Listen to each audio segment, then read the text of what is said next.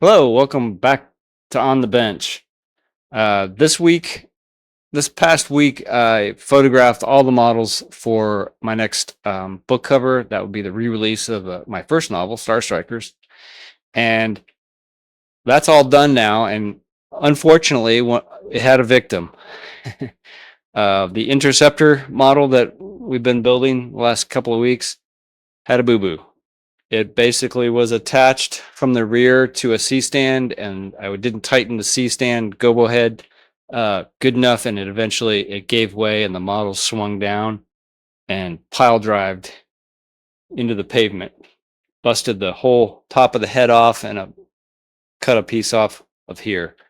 So I've glued it back together, and I've started the process of sanding and repainting and primering to make it look like nothing happened. It's not going to be perfect, but it'll be close enough to what it was. In the meantime, I can't really show you what it looks like because it's got all the tape on it, but we'll get back to that when I get it finished up. In the meantime, I'm working on the Tache fighter and TACHE, and it is a space only starfighter, no wings, and it is in 1/32 scale. And this is where I'm at so far. It may have lights in it. It's looking like I'm going to be putting lights in it. So the lights that I use are LED, light emitting diodes, and they only require a 9-volt battery and a bunch of resistors. So if I do much lighting, it's probably going to be cockpit and engines and maybe some nav lights. And all that will be able to be run with a 9 volt. So this is where the 9 volt's going to live, inside this little box, this center fuselage of the plane, kind of the back end. The mounting block is built out of wren shape, and it has all access holes in it that I'm only going to use all of the axis except for through the cockpit, because obviously pilot. So I'll be able to mount it from behind and the side and the top and the bottom. I could go in the other side, but I'm probably not going to bother with that.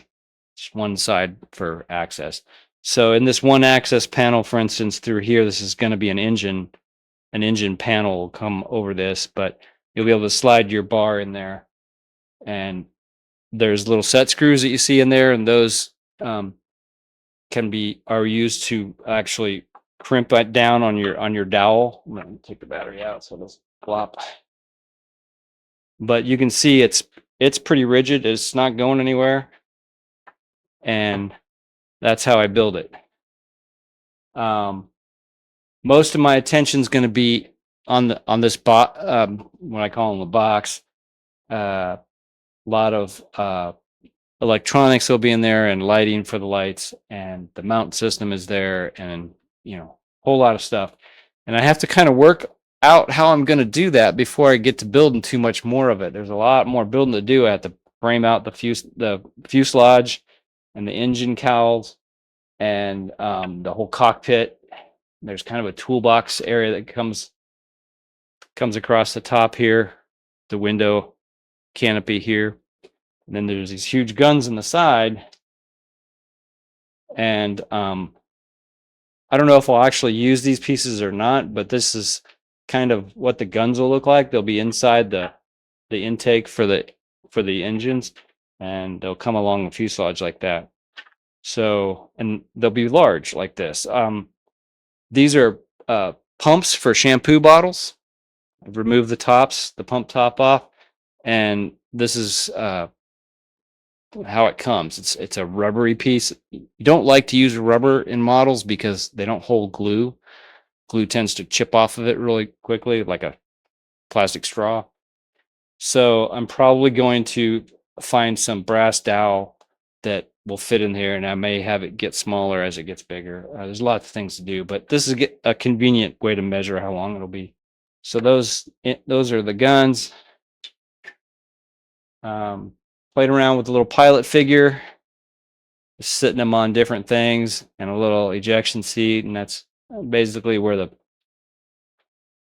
the control man goes, and he's a 1/32 scale resin pilot, that modern jet fighter pilot that just happens to work just fine right there. So probably use him in the end, but he's useful for scale right now, and he's just kind of sitting on stuff that's scraps.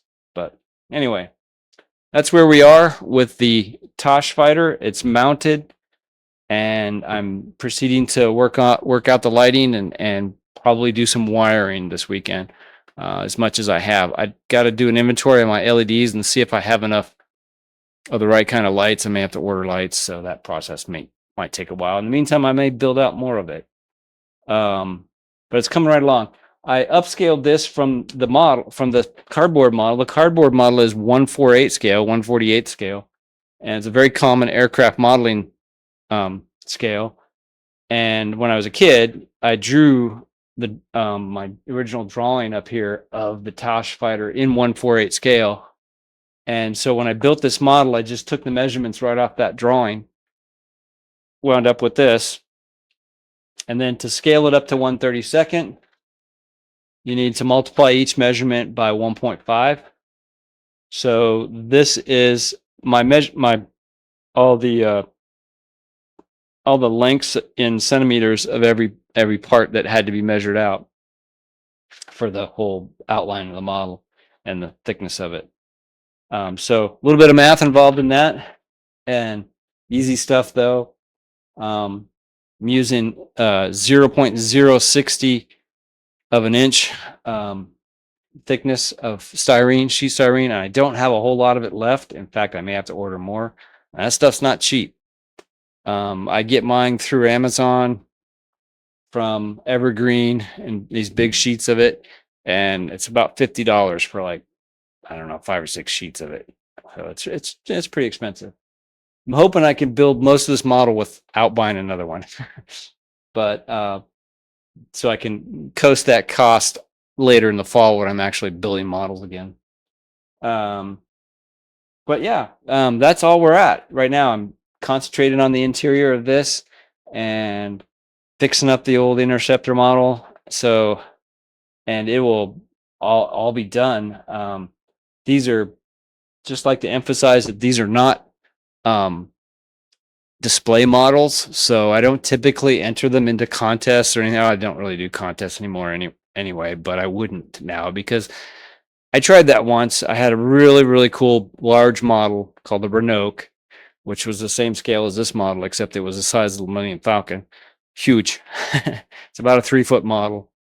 And I went to a local model contest with it and won in the space category, but they gave me all kinds of grief for not having canopy in it, canopy glass. And I said, this is a working model. This is going to be photographed. This is like an ILM model. There's no windows in their models either, and there are no glass. And they just didn't understand. It wasn't their bailiwick. So I kind of don't bother with that anymore. I don't do contests, not with my space models. I don't really do contests with plastic models either. It's just not really my thing. I know that where my skill level is, and it's just good enough to get these things done. And I'm kind of at a race to get it done before I retire, another couple of years. So I build them to where they look good enough to be photographed, and then they go on the book covers, and that's it.